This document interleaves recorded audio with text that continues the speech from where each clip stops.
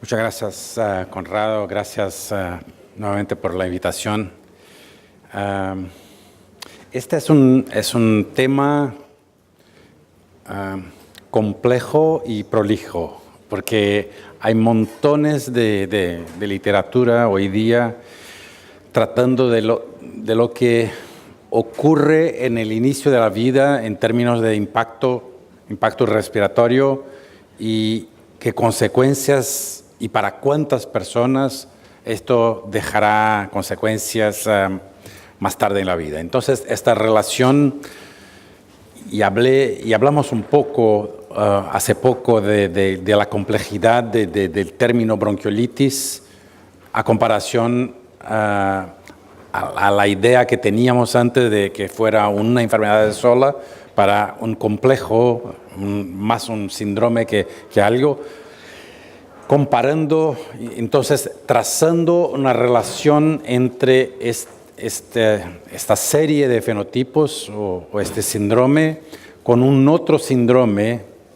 o con por lo menos dos grupos de síndromes que ocurren más tarde en la vida, o más, aún más, me recuerdo. Un síndrome que vamos a llamar de sibilancia recurrente y la gran mayoría no son asmáticos y no van a ser asmáticos. Los asmáticos mismos que van a tener asma y los que van a tener EPOC más tarde en la vida. ¿Hay alguna relación entre estas series de síndromes? Pero cada una de ellas es tan compleja en sí misma que es una tarea muy compleja establecer de antemano a un niño que empieza la vida con sibilancia, saber qué camino va a tomar. Si llega a EPOC o en el medio tiempo va a tener solo sibilancia recurrente del preescolar, que es el nombre feo que llamo, pero no hay otro mejor. Los estudios que les voy a mostrar son estudios, la gran mayoría, hechos de atrás para tiempos de un punto adelante mirando hacia atrás. Entonces, intentamos inferir pronóstico con estos estudios, pero es una mala manera, ¿no? Es muy difícil tener pronósticos muy acurados, sensibles para estas enfermedades que van a ocurrir más tarde en la vida. Pero voy a intentar poner algo de ciencia de lo que uno aparece aquí. ¿Sí? No. Bueno, porque el cursor no aparece en la tela. ¿No? Ok, está bien. Solamente con este o con este. Ok, este es mejor quizás. Con este lo paso. Ok. Este es el estudio clásico que yo tuve la suerte de estar en Tucson hace más de 20 años, casi 20 años, más. Y donde de una manera muy sencilla, pero sencilla porque el banco de datos era tan fuerte, tan poderoso, que hicimos una cosa y el suceso de esto es que hacía sentido para el pediatra clínico, con la idea de que la gran mayoría de los sibilantes en el inicio de la vida tienen un rótulo, un nombre que no es asma. Y estos son la gran mayoría de niños. Y voy a mostrarles de maneras más sofisticadas, porque hay hoy día estudios mucho más sofisticados que esto, que hicimos en Arizona, que la gran mayoría de estos niños no va a desarrollar asma más tarde en la vida. Y estos son por lo menos 80% de los niños con sibilancia en los primeros 5 años de la vida. Y después llamamos a dos grupos de sibilantes no atópicos y sibilantes atópicos. Y los sibilantes atópicos son lo que se llamaría los asmáticos clásicos. Pero hoy día esto se quedó muy complejo porque mismo en adultos hay grupos de asmáticos muy severos, con cuadros no responsivos a terapia, que no tienen este perfil eosinofílico. El grupo eosinofílico atópico es el grupo más grande de los que van a persistir sibilando por largo tiempo en la vida. Pero hay subgrupos que no tienen este perfil. Entonces, hay grupos, la gran mayoría de sibilantes no atópicos son sibilantes que tienen cuadros más discretos, no persistentes, no severos. Pero hay abajo de esto subgrupos distintos. Estamos con ahora Paulo Pitres, que trabaja conmigo, trabaja mucho con asma no responsiva a terapia, con asma severa. Y tenemos un trabajo que ahora estamos finalizando, donde miramos la respuesta inmune de estos niños comparados con niños que tienen asma moderada atópica. Y el perfil de respuesta inmunológica es totalmente distinto. Es como si fuera otra enfermedad. Entonces, en verdad, sibilancia o dificultad respiratoria es lo que nosotros, médicos del siglo XX, miramos y rotulamos como una enfermedad. Abajo de eso hay probablemente por lo menos algunos grupos de enfermedades que son totalmente distintas, pero que tienen sibilancia como su única manifestación. Entonces, la idea de que y tenemos en la práctica clínica la idea de que dale lava con corticoide para un niño y funciona perfecto, y para otro no adianta absolutamente nada. O usas corticoide en dosis altas, inhaladas, y funciona perfecto para unos, y para otros necesitas escalar, que tienen las mismas características y necesitas escalar dosis. Entonces, estamos en un momento clave, pero todavía clave de alargar los horizontes, pero todavía sin ningún impacto en términos de cómo tratamos esto. Hay algunas cosas nuevas, interesantes, principalmente en asma severa, pero la gran mayoría de sibilantes está precoz aquí en la vida. En términos de sincicial, lo que uno sabe, y estos son datos y muy importantes del estudio de Arizona, es que el impacto de sincicial es tremendo en la primera década de la vida, pero decreciente. Si alguien va a estar sibilando más tarde en la vida, hay estudios, y voy a mostrarles algo de eso, que relacionan la infección por sincicial con sibilancia más tarde en la vida, aún más, que demuestran que para algunos hay una pérdida de función pulmonar asociada al sincicial respiratorio. Cuando yo escribí este artículo, trabajé también, aparte de Fernando Martínez, con un tipo que se llama Wayne Morgan, que es tan brillante como Fernando, pero tiene un otro perfil de presentarse. Y Wayne, cuando empezamos, les mostré los resultados, le pregunté, ¿esto es acción del sincicial o es del hospedero? Y Wayne me dice, los dos. Y quizás para algunas veces es mucho el impacto, el daño que causa el sincicial por un tiempo en la vida. Algunas veces va a ser predominante la manera como el hospedero responde a la infección, y algunas veces van a ser las dos.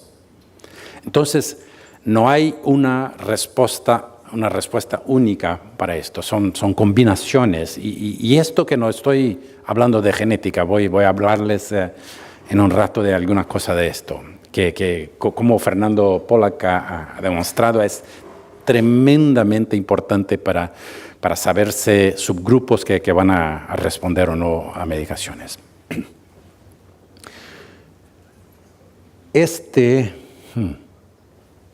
Déjame ver. Este es un estudio, déjame ver, no, que es un estudio hecho, es quizás uno de los mejores estudios que hay de seguimiento de enfermedad respiratoria, que es el estudio de Avon en Inglaterra. Es un estudio tremendo donde ellos siguieron como 12,000 niños desde el nacimiento. Es un estudio que no es exclusivo respiratorio, es un estudio de desarrollo de niño, de neurodesarrollo, es un tremendo estudio. Pero ellos tienen unos datos tremendos y esto es que se llama un latent class analysis. Es la computadora agrega fenotipos por similitud estadística. Entonces no hay interferencia preconcebida de cómo se organizan estos grupos de fenotipos de sibilancia. Parece más complejo, pero al final no es tan distinto de los 3 grupos que teníamos en Tucson. El importante de saber es que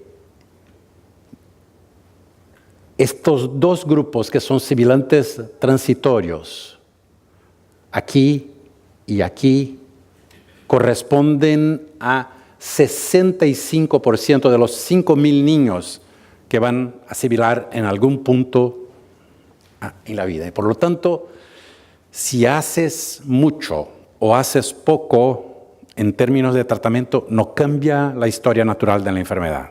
Entonces, para casi el 70% de los niños que tienen síntomas en el inicio de la vida, los primeros 3-5 años de la vida, menos en términos de medicación es mejor. Y esta es una lucha. Esto pasa, esta es la idea que pasa por detrás de todo esto que voy a hablar ahora. Hay una epidemia de tratamientos para niños que no necesitan tratamientos. Tratamientos de asma para niños que no tienen asma, o por lo menos el asma más persistente, más severa. No que esto no sea importante, tiene un valor de salud pública tremendo. La cantidad de niños que nosotros miramos con esto es mucho más grande que todo. Pero hay una cantidad enorme de overmedication en estos niños. Y no me entiendan que yo no uso medicaciones algunas veces para algunos de estos niños. Pero nosotros tenemos de controlar a nosotros mismos y servir de crítico de nosotros mismos, de usar las medicaciones por tiempos cortos, en dosis bajas, intentar parar las medicaciones siempre que el paciente se queda más estable, reintroducir cuando uno miró que la respuesta fue dramática, lo que ocurre algunas veces, pero en general menos es más. La otra cosa, el punto de las curvas, que son los que empiezan temprano o aún los que empiezan más tarde y persisten con síntomas, de los 5,000 que van a tener sibilancia, estos son 30 y algo % de los sujetos. Por lo tanto, de alguna manera estamos hablando de los transitorios y de los persistentes que no son exactamente iguales. Son grupos distintos. Voy a hablar un poco de algunas de las razones. No voy a hablar, porque ya es una charla larga, y si hago de hablar de microbioma y de genética y medio ambiente se van a salir antes del final. Entonces esto es para la próxima vez o con alguien más erudito que yo. Esto voy a hablar un poco de función pulmonar y respuesta inmunológica y también de sensibilización alérgica, que son, imagino, cosas claves en esto. Esto mostré hace poco en la charla, que es la evidencia de que función pulmonar medida muy temprano en la vida, y esto se hace sola. No sé cómo están ustedes, nosotros no estamos más haciendo función pulmonar de prueba de jaqueta con sedación. Paramos todo hace 2 años, por lo menos, porque era muy complejo, es una manera, la cosa de sedación del niño. Tuvimos un niño que nos dejó muy, muy asustados después de una sedación. Necesita 2 a 3 personas para hacerlo, necesitas horas en esto y no es práctico, no es una manera, es bueno para investigación, para el día a día imposible. No, el valor es tremendo, pero no es la manera más práctica. Estamos caminando para algo distinto, que es oscilación forzada.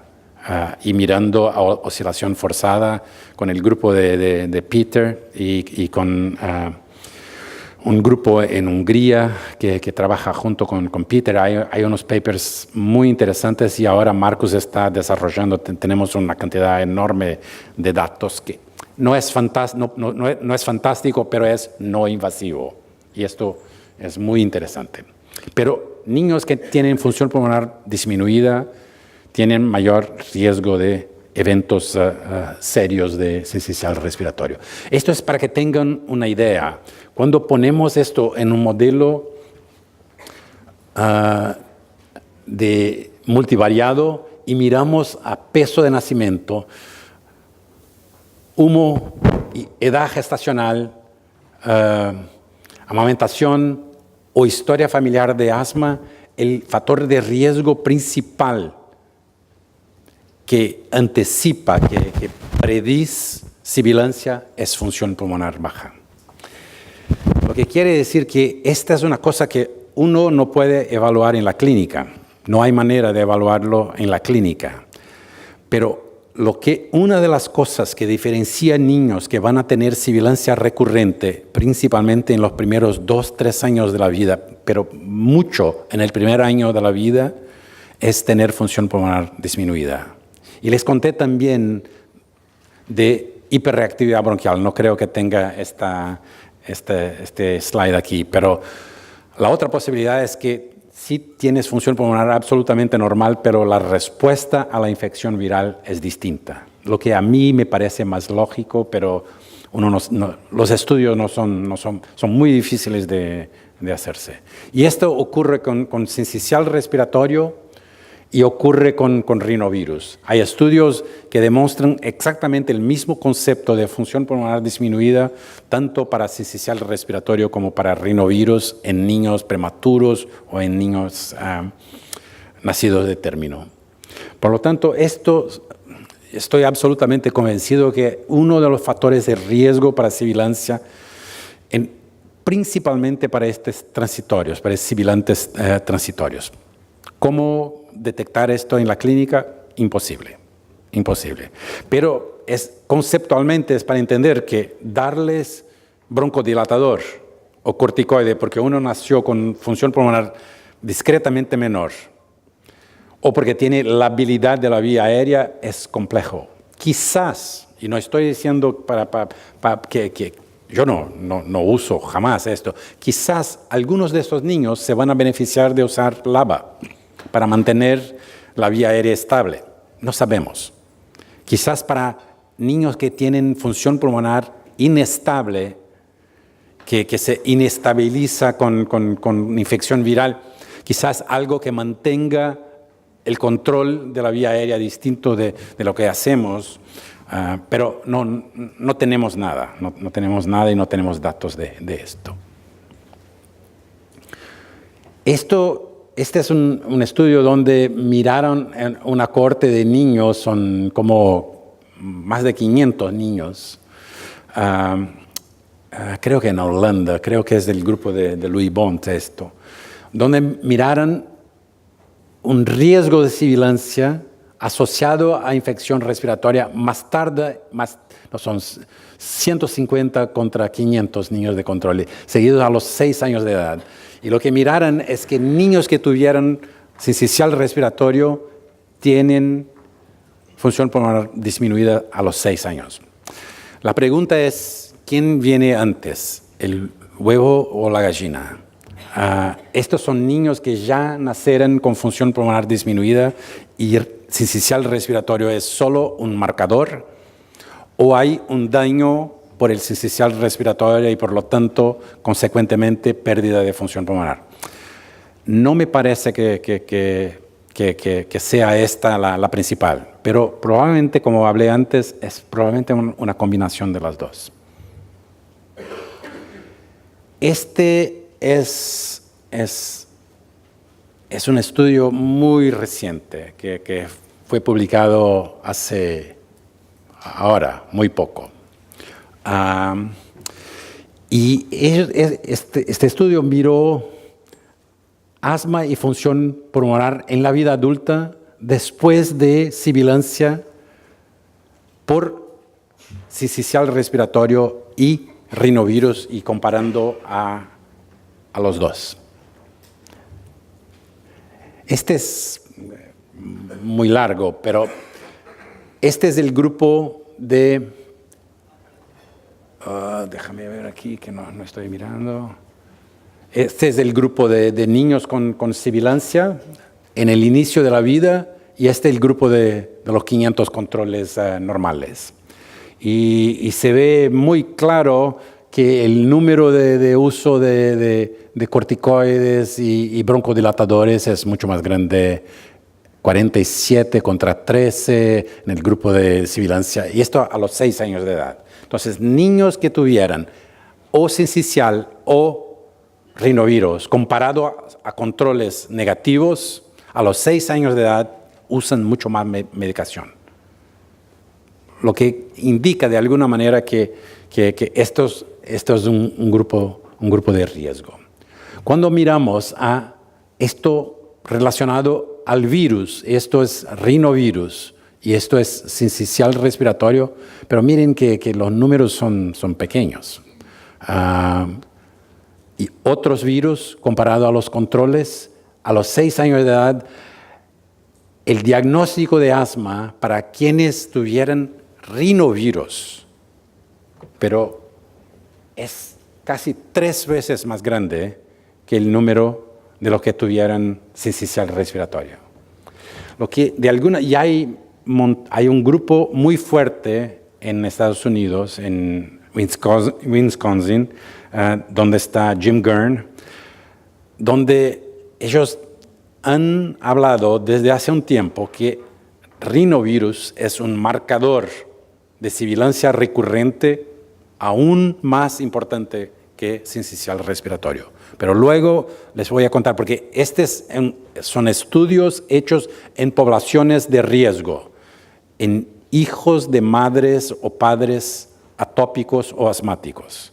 Por lo tanto, para quienes ya son de riesgo de atopia, rinovirus parece ser tremendamente más importante que el sincicial respiratorio. Y les voy a contar que hay un link muy importante, luego les voy a mostrar unos datos, de una inmunoincompetencia inherente del hospedero y que está en combinación con rinovirus. La manera de sacar rinovirus, de impedir la replicación viral, está asociada a una inmunoincompetencia del hospedero. Y ahí introducimos un otro concepto que es asma o sibilancia como una inmunodeficiencia. como una enfermedad, niños que hacen cuadros más severos lidan, ¿se dice? Lidan mal, trabajan mal con infección del rinovirus. El rinovirus es un virus, se dice vagabundo, muy común. Es el ladrón de la calle. No debería hacer mal, pero es probablemente un marcador muy importante. Por alguna manera es distinto del sincicial y de otros virus, porque es un marcador de esta inmunocompetencia a virus, a agresiones virales.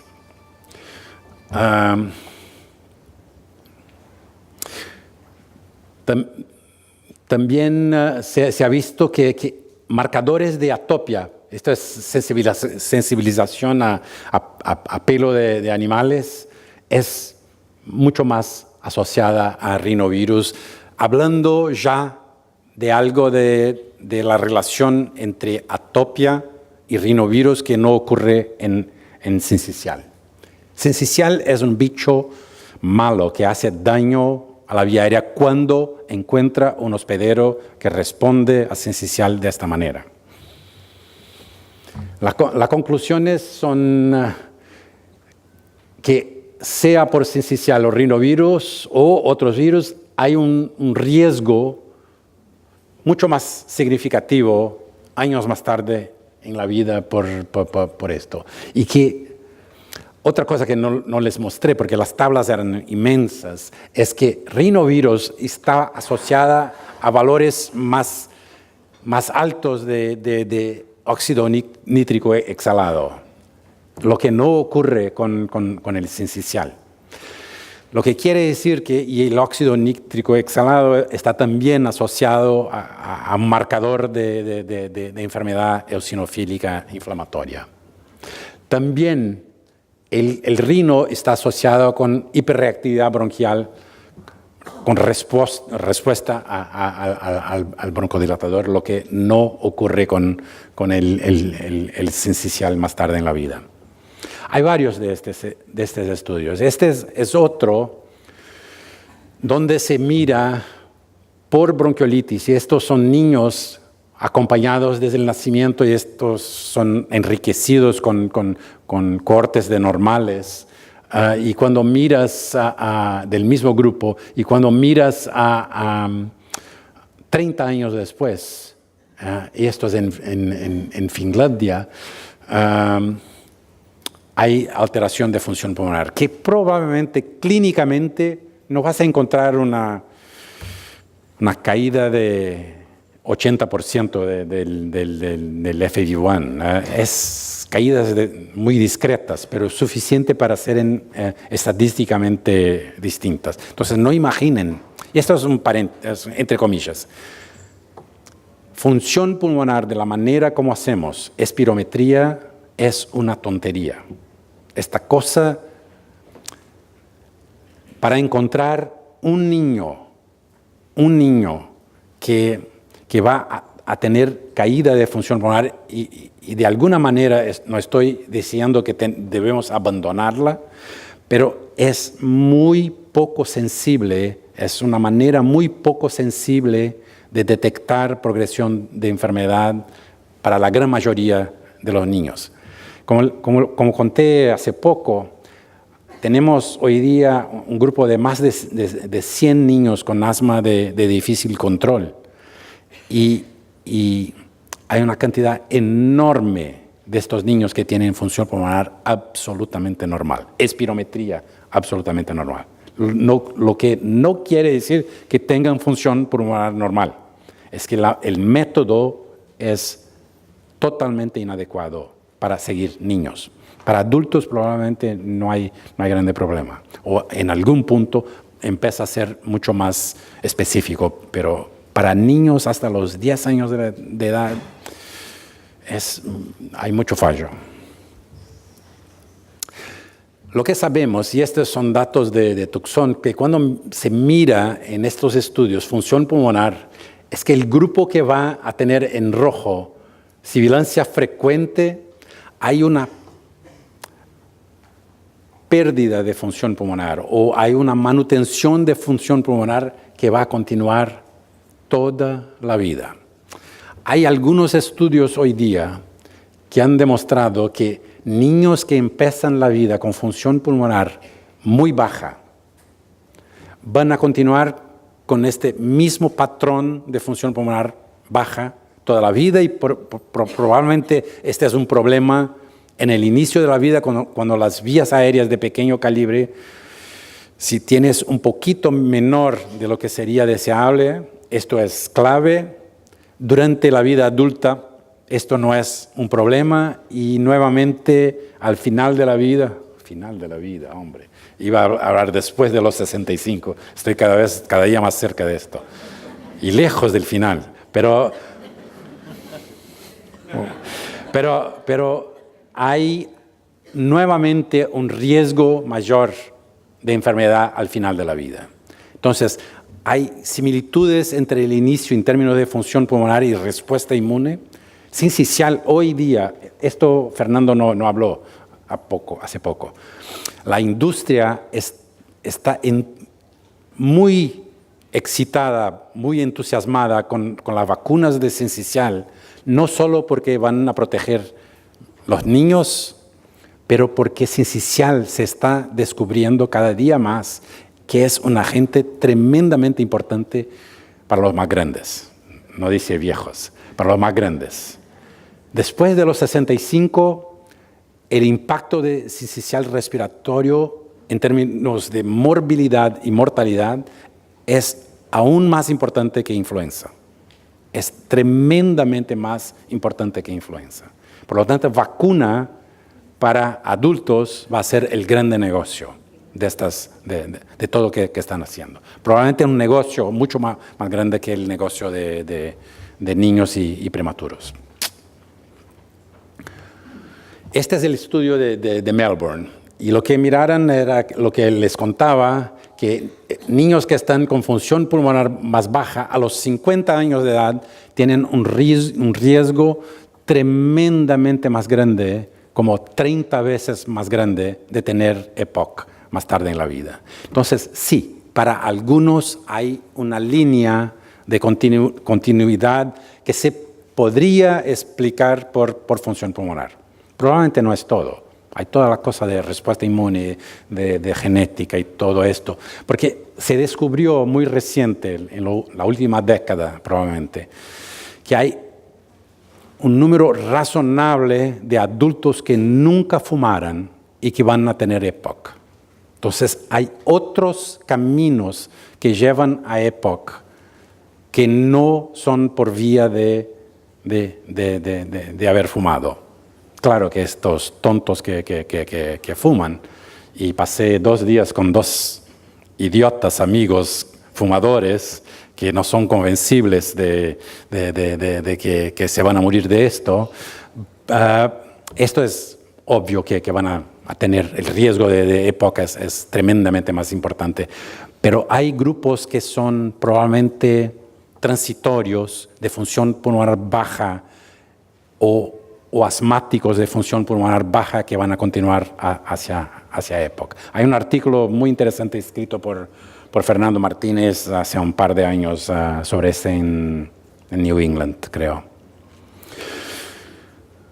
La otra cosa que voy a hablar un poco es de esta cosa que estoy llamando de respuestas inmunes inadecuadas, especialmente a virus. Y el concepto es que me gusta decir casi como un chiste, es que los niños son alérgicos a virus. El asma, de la manera que aprendemos que era una enfermedad de atópicos, enfermedad alérgica, es verdad para algunos, pero para la gran mayoría es la manera como lidamos cómo manejamos la respuesta a la infección viral. Es como si fuéramos alérgicos a virus. La respuesta inmune a virus es distinta para personas distintas. Y esto define la manera que de saber que poco importa, quizás importa para algunos saber el test cutáneo sea es positivo para ácaro o para lo que sea, o para cucaracha. No es malo saber, no es malo saber. Pero el importante y que no sabemos cómo hacerlo es saber que la respuesta a la agresión viral es muy inadecuada para algunos. Por esto tenemos la cosa de la bronquiolitis obliterante, el matrimonio entre el adenovirus y una respuesta inmune totalmente desregulada, o no solo con adenovirus, con el micoplasma o algunas veces con el sincicial respiratorio, aunque menos prevalentes en esto. Esto depende mucho de esta respuesta. Entonces, tenemos, por suerte, muy pocos que van hacia la respuesta radical que lleva quizás a bronquiolitis obliterante, a unos que van a tener una respuesta más exagerada en eso. Este es un estudio reciente de un grupo italiano, creo que se llama Stefana Baraldi, es una mujer. Hicieron patología de pulmón, cosa muy rara de hacer, porque la mayoría de los estudios son de nariz, son pruebas de nariz porque es menos invasivo, pero estos tipos, el número no es, tienen 2 o 3 publicaciones, esta es la última, la secuencia de los trabajos. Y tienen patología de los pulmones. Y cuando miras a estos niños, y en negro es lo que tenían asma desde el inicio, y el blanco sin asma, los controles, asmáticos, no asmáticos, al seguimiento, y ahora en verdad no me recuerdo, pero creo que están con 7 o 8 años de edad de este análisis, pero en verdad me olvidé ahora de cuánto. Lo que importa, y esto voy a mostrarles, es que niños al seguimiento tenían niveles más bajos de interferón lambda e interferón beta. Y van a ver que la historia de interferón no es el único marcador, pero es un marcador absolutamente clave en estos niños que tienen esta respuesta exagerada a virus. Aún más está tremendamente relacionada como un marcador de asma persistente. Entonces, como si asma fuera una enfermedad no solo de respuesta TH2 elevada, con IL-4 y sus similares elevados, sino que también por algo de inmunoincompetencia, principalmente de producción de interferón. Y hay una serie de buenas intenciones de estudios de cómo se puede elevar interferón muy temprano en la vida. No necesariamente dando interferón, pero por maneras distintas. Tenemos un estudio ahora con un grupo que trabaja conmigo en inmunología, y estamos manejando cosas de dieta. Y lo mismo que encontramos, y nuestro estudio es en ratas que inducimos a una bronquiolitis por sincicial respiratorio. Y cuando usamos determinados tipos de dietas, cambiamos la dieta normal de la rata, hay un aumento significativo de la respuesta de interferón, de la concentración de interferón, y esto disminuye absurdamente la inflamación en el pulmón por sincicial respiratorio. Fernando Pollack tiene estudios en población donde miraron el efecto de dieta aquí en Buenos Aires, y los resultados son tremendamente interesantes. Por lo tanto, hay maneras en el futuro donde uno puede imaginar que se puede hacer algo así. No voy a decirles la dieta, todavía. No me pregunte. Es tan complejo todavía porque depende de algo de microbiota, de la relación entre microbiota y dieta. Y todavía son datos muy, muy preliminares. Entonces, lo que encontraron es que producción deficiente de interferón estaba asociada a destrucción del epitelio en las biopsias que encontraron. Y niños que producían mucha IgE producían menos interferón. Por lo tanto, los atópicos tienen una relación inversa con la concentración de IgE.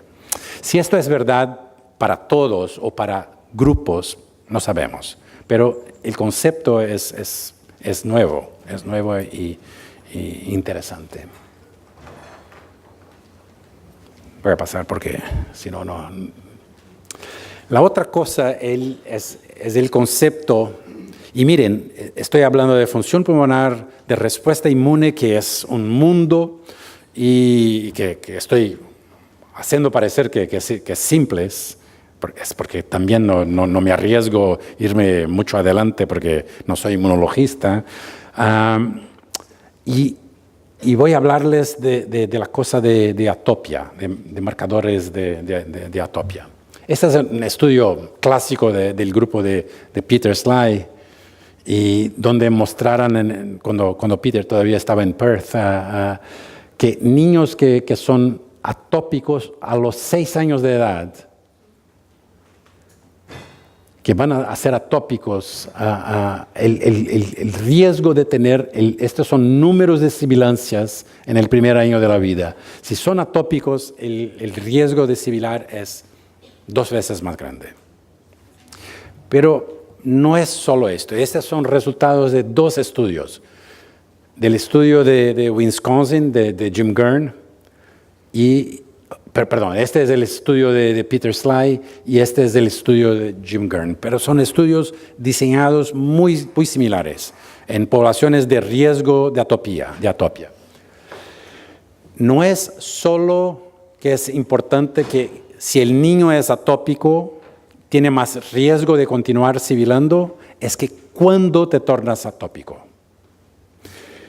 Cuando miran al estudio de Peter, si tiene test cutáneo o IgE positivo antes de los 2 años de edad, el riesgo de tener más episodios de sibilancias o episodios de vías aéreas inferiores con fiebre o sibilancia con fiebre, sea por sincicial o rinovirus, es tremendamente más importante. Cuando miras a niños que el test cutáneo fue positivo solamente después de los 2 años, el riesgo no está. Entonces hay algo, y no es solo probablemente estos niños tienen la misma oportunidad de encontrar ácaros o cucarachas. Es la manera como el sistema inmune responde al encuentro con estos agentes en la comunidad. Estos son datos de Estados Unidos exactamente igual, solo que cuando dice Peter 2 años, ellos dicen 1 año. Si es positivo a 1 año, el riesgo de tener sibilancia a los, creo, no me recuerdo, 6 u 8 años, es tremendamente más alta para los niños que empezaran a ser atópicos muy temprano en la vida.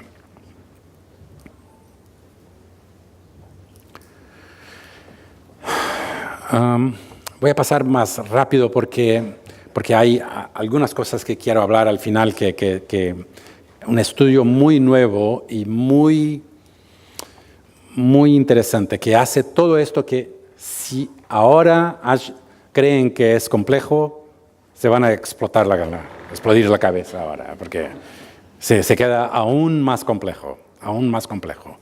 Pero lindo, porque uno empieza a mirar esto como una serie de combinaciones de defectos o mutaciones que tenemos que algunas tienen expresiones de enfermedad distinta. Por lo tanto, hacer medicina como hacemos está condenada al fracaso. Hacemos medicina paleolítica cerca de todo esto, porque tenemos 3 drogas para tratar sibilancia y esto es demasiado complejo para con 3 drogas tratar todo esto. Entonces, por eso la idea de cómo progresa enfermedad y cómo son muy pocos que van a mantenerse enfermos, hay que tener mucho cuidado de no exagerar el uso de medicaciones para quienes no necesitan y empezar muy temprano para quienes van a tener enfermedad muy severa y van a época quizás. Hay algunas, y no voy a hablar, creo que la última vez que estuve con ustedes hablé un poco de algunas de estas cosas. Fernando habló de las vacunas, de los anticuerpos monoclonales y la idea de quebrar el nexus entre infección muy temprana en la vida cambie la historia natural de la enfermedad. La industria está enloquecida, ¿se dice así? Enloquecida con la idea de que, bueno, a ellos les parece muy claro ahora que la vacuna va a funcionar para bronquiolitis. No va a ser espectacular, pero va a ser muy bueno. La próxima pregunta en términos económicos es, ¿y si bloqueas a bronquiolitis, consigues bloquear asma más tarde en la vida? Si bloqueas el episodio severo de bronquiolitis, ¿impides una cascada de eventos inflamatorios más tarde en la vida? Están en eso. Yo no creo. A mí me parece que si hay un efecto, quizás sea en sibilancia recurrente. Si hay un efecto, va a ser en los primeros máximos 5 años de la vida. Y esto no es asma. Entonces, pero están en eso. Y si nos pagan para hacer estos estudios, mejor. Hacemos de la mejor manera posible. Entonces, hay una posibilidad que esto cambie algo de la historia natural. Esto es solo para un chiste. Saber si van a guardería o no van a guardería es como jugar una moneda al aire.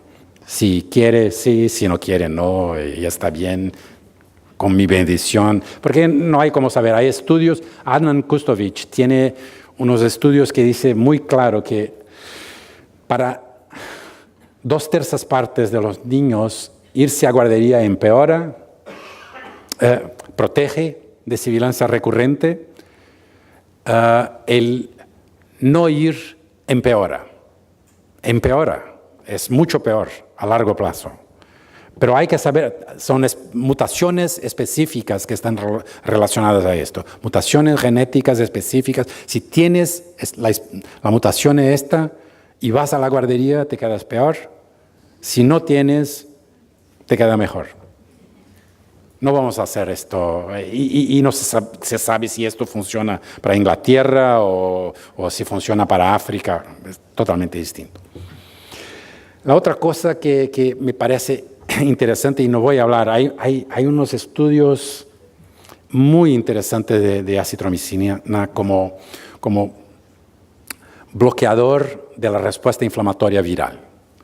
Hay un estudio que a mí me gusta mucho, fue publicado a fines del año pasado, que es un estudio, no voy a mostrarles, por eso les voy a contar, publicado en poblaciones, en adultos asmáticos que no tenían asma controlada con sus medicaciones regulares. No necesariamente pacientes con asma muy severa, pacientes moderados, no controlados con sus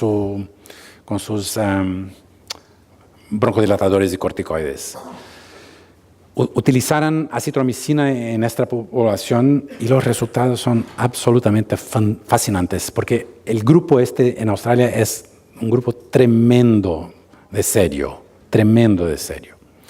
No encontraran mayor riesgo de resistencia bacteriana post-uso de acitromicina, y los pacientes tuvieran menos uso de antibióticos, otros menos exacerbaciones virales, menos exacerbaciones. Entonces, hay algo ahí en la cosa de uso de acitromicina. La pena es que es un antibiótico. La pena es esta.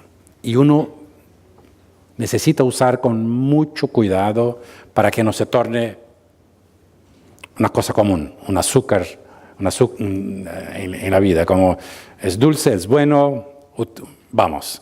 No es así, pero es muy interesante. Idealmente, la idea sea que tengamos en el futuro una medicación que separe el efecto antiinflamatorio del efecto antibiótico. Pero el curioso es que el estudio de Australia dice que probablemente el efecto antibiótico junto con el efecto antiinflamatorio es lo que hace la diferencia. Porque esto cambia quizás cosas de la microbiota y de la manera como la respuesta inmune ocurre. Entonces, les voy a hablar. Esto es solo para hablar del efecto de palivizumab como concepto de protección. Este es el estudio de Louis Bond hace algunos años, donde demostraron que niños que recibieran el palivizumab, al final de un año había una reducción de 61% de sibilancia después para niños que utilizaran pali comparado con el grupo control. Ellos publicaron hace 2 meses ahora y sabía que estaban dando vueltas con este estudio, porque ya tenían los resultados, pero el holandés no me quería contar. Yo le preguntaba, ¿y tu estudio? Y me decía. Publicaron bien en Lancet Respiratory Medicine, pero el estudio de seguimiento a los 6 años de edad, a niños que recibieran pretérminos, que recibieran pali, no mostró ningún efecto. Mostró algún efecto en el asma muy leve. Entonces, muy poco. Pero es un estudio con muchos problemas. Perdieron montones de pacientes en seguimiento. Este es el estudio que le dice que les va a hacer un nodo en la cabeza. Este es a mí me gusta, yo creo que este es el tipo que tiene los mejores datos de este continuo entre sibilancia en el inicio de la vida hacia asma más tarde, que es Adnan Kustovic. Yo creo que ellos tienen los mejores datos hoy día, la mejor cohorte que hay. Y a mí me gusta mucho la manera como Adnan entiende esto. Este es un estudio y a ellos les gusta mucho estos estudios de machine learning approach, que son estudios que las computadoras deciden cómo agrupar los datos. No es un estudio de preconcepción de nosotros clínicos. La computadora pone por proximidad estadística y forma clusters, grupos de enfermedades. Entonces, ellos tomaron niños que siguen desde el inicio de la vida y acompañaron hasta los 11 años de edad. Hicieron estimulación con rinovirus y fitohemoglutinina en sangre de estos niños que tenían datos desde el inicio de la vida. Y ellos agruparon en 6 clusters basado en la respuesta a la provocación de la sangre de rinovirus. Hay montones de limitaciones en esto, pero conceptualmente es muy interesante. Agruparon por tipos de citoquinas.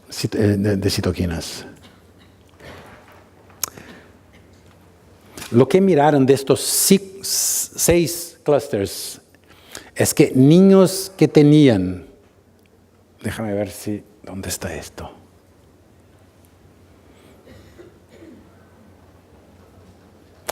El clúster que tenía el nivel más bajo de interferón, pero esto está siempre agrupado con otras interleuquinas y respuesta inflamatoria, entonces muy poco interferón respuesta inflamatoria muy alta, respuesta TH2 baja y citoquinas regulatorias, era el grupo que tenía más asma y más sensibilización y el mayor riesgo de exacerbación de asma.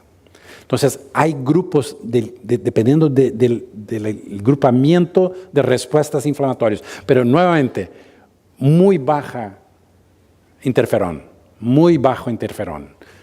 Es el grupo de todos los asmáticos que siguieron, este es el grupo.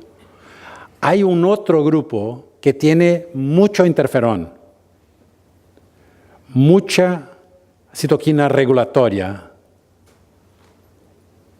y algo de TH2 que tenía muy baja prevalencia de sensibilización alérgica y asma en el inicio, en el primer año de la vida, pero es el grupo que tenía la mayor prevalencia de asma más tarde en la vida.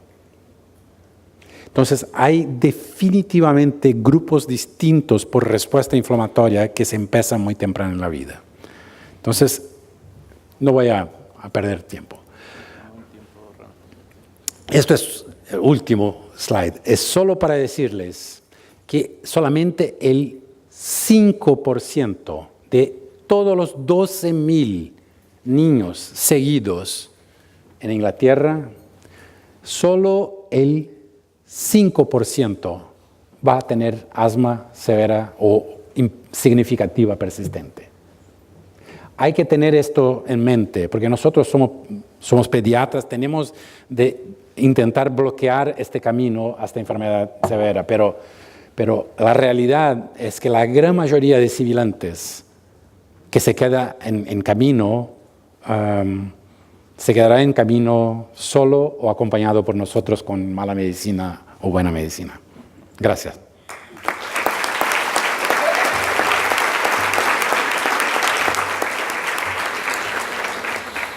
Bueno. Y este es Porto Alegre, que ustedes nunca paran cuando van a Florianópolis.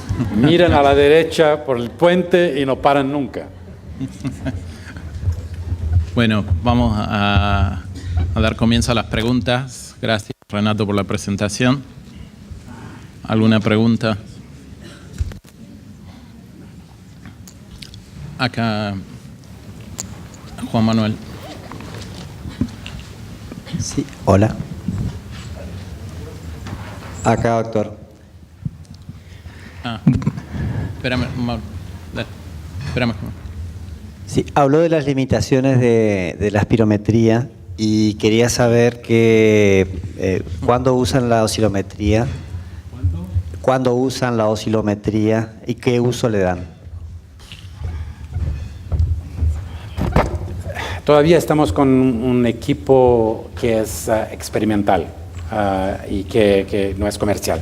Hay equipos comerciales, pero hay Marcus me dice que Marcus y Peter y el grupo de Hungría me dicen que todavía el software de los equipos comerciales todavía no están en punto de hacer bien en niños, pero se está caminando para esto. Entonces, comercialmente no hay nada disponible, pero creo, Peter es muy entusiasmado con todo esto, muy entusiasmado.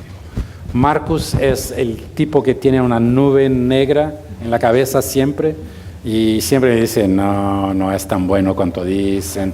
Entonces estoy a medio camino entre los dos, pero no tenemos nada todavía comercial. Juan Manuel. Sí, pregunta y comentario, porque remarcaste mucho el tema de la falta de efectos en la evolución natural de la enfermedad de los tratamientos con que contamos.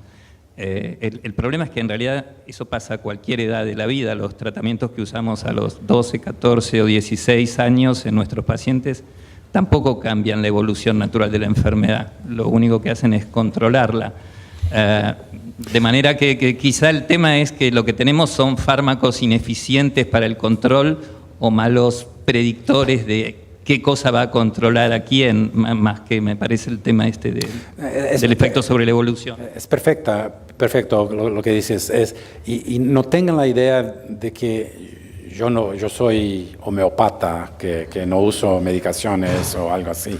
Creo que hay pacientes que responden fantástico a medicaciones, pero la idea es tener el cuidado de no usar, porque yo veo montones de pacientes que vienen con montones de medicaciones para tose, y como si tose fuera asma. Nunca sibiló el niño, nunca sibiló. Quizás algunos de estos tosedores tengan algo de asma, pero no responden a medicaciones. Entonces, a estos hay que sacar toda la medicación. Quieres arriesgar porque la madre es asmática, el padre es atópico y quieres mantener con un tiempo de dosis baja de corticoide inhalado, no está mal. Pero por un tiempo, usa por 2-3 meses. Es como dice las guías inglesas. Usas por 2-3 meses, sacas, mira la respuesta. Si se empeoran, reintroduces, y si no se empeoran, ahí está. Entonces, cosas así son simples ¿cómo le dice? Es una medicina un poco prehistórica, la que hacemos ante la perspectiva de todo esto de conocimiento nuevo que tenemos. Pero así es, tenemos de hacer algo por estos niños. ¿Alguna otra pregunta?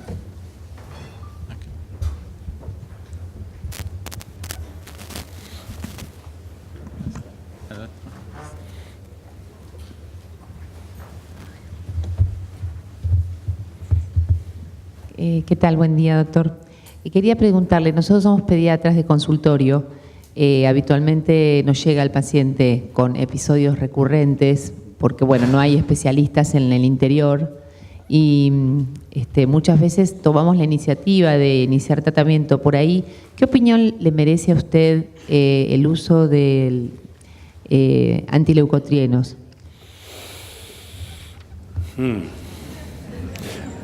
La primera cosa que me vino a la cabeza es, no es malo.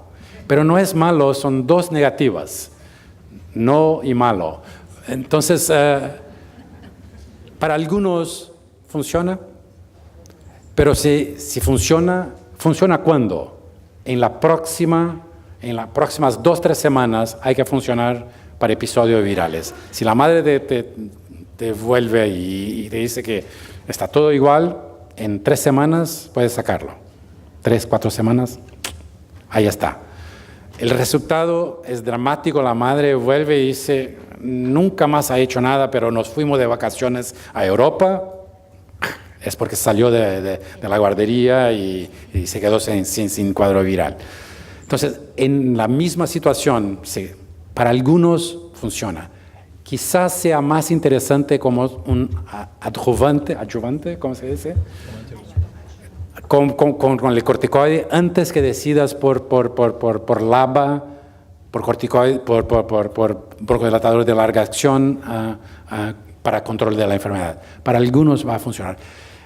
No es tan bueno como broncodilatador, pero funciona bien también para asma inducida por ejercicio. Entonces, hay un sitio para él, pero no es fantástico. Es buena droga. Todos los estudios demuestran que es mejor que placebo, inferior a corticoide inhalado. El problema es que corticoide inhalado es una droga para atópicos, para inflamación atópica. Y estamos dando corticoide inhalado para inflamación causada por virus, que la mayoría de las veces es neutrofílica. Por lo tanto, este es un problema. Una última pregunta acá, Daniel.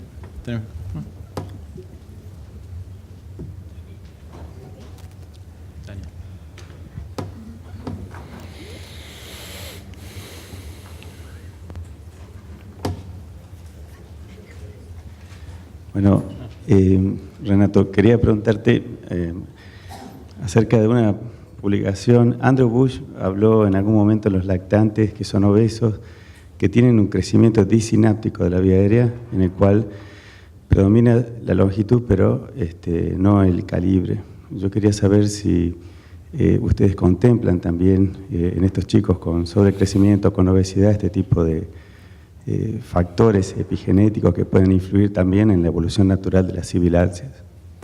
Sí, sí. Publicamos hace poco, a fines de año, Marcos publicó un estudio tremendo de sobrepeso en niños y como factor de riesgo para sibilancia, por esta observación de disinapsis entre el crecimiento de la vía aérea y el crecimiento del pulmón. Entonces es tremendamente importante como un factor de riesgo para sibilancia en los primeros. No hay estudios de intervención que han demostrado que cambia algo, pero en términos de fisiopatogenía es seguramente un factor de riesgo muy importante, porque la historia de adultos obesos y asma y sibilancia y falta de control de asma es bien conocido. Pero lo mismo o algo similar ocurre con niños. Marcos tiene una publicación creo en Frontiers de Pediatric Pulmonology, no me recuerdo el nombre de la revista, que es elegantísima, un estudio bárbaro en esto. El año pasado el doctor Castro Rodríguez estuvo con nosotros y hablando del tema del índice predictivo de asma. Él expuso su opinión con respecto a un paciente que tiene su primer episodio severo, ¿sí?, con antecedentes familiares de atopía o asma. Él decía que ya le ponía la medicación preventiva o era posible de ponerle prevención. ¿Qué opinión tiene usted? Estas son cosas complejas porque ahí entra un poco de todo que conocemos y un poco de sentido clínico. Si un niño tiene una historia familiar importante, interna en hospital, por un episodio que es responsivo a broncodilatador, clave es la edad. Esto ocurre en general en el primer año de la vida. La pregunta es, ¿vas a empezar corticoide inhalado ya en este momento? No sé la respuesta. Algunas veces la empiezo, algunas veces no, para el mismo paciente. Si me preguntas cuál es el criterio, no sé decirte con absoluta certeza. Pero es el conjunto de historia familiar, pero voy a intentar hacerlo por un tiempo muy determinado e intentar parar. Esta es la clave. Bueno, muchas gracias a todos, muchas gracias al doctor.